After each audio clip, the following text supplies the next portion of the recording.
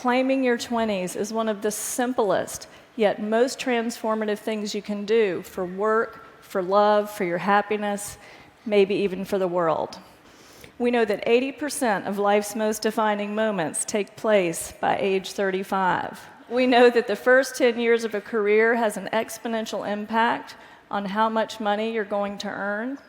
We know that more than half of Americans are married or are living with or dating their future partner by 30. We know that the brain caps off its second and last growth spurt in your 20s as it rewires itself for adulthood, which means that whatever it is you want to change about yourself, now is the time to change it.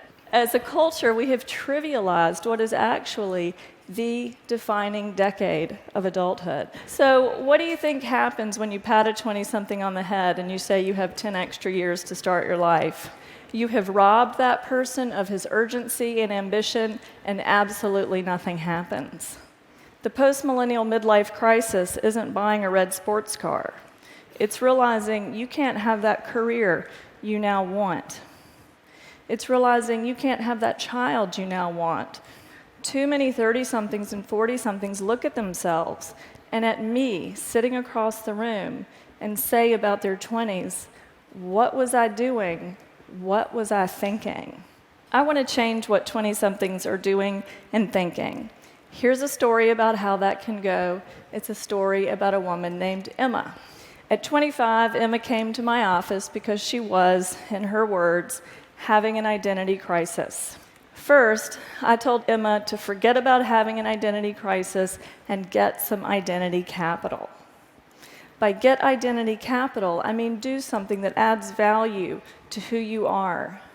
Do something that's an investment in who you might want to be next. Second, I told Emma that the urban tribe is overrated.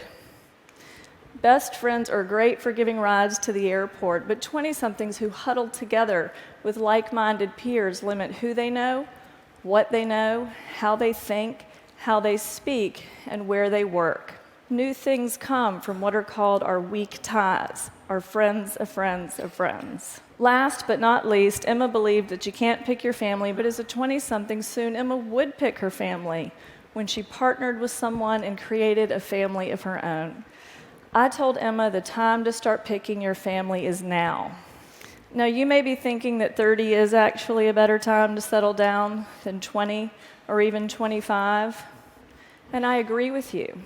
The best time to work on your marriage is before you have one, and that means being as intentional with love as you are with work.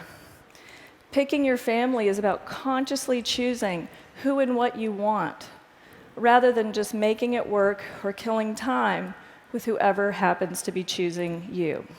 So here's an idea worth spreading to every 20-something you know. 30 is not the new 20, so claim your adulthood, get some identity capital, use your weak ties, pick your family. Don't be defined by what you didn't know or didn't do. You're deciding your life right now.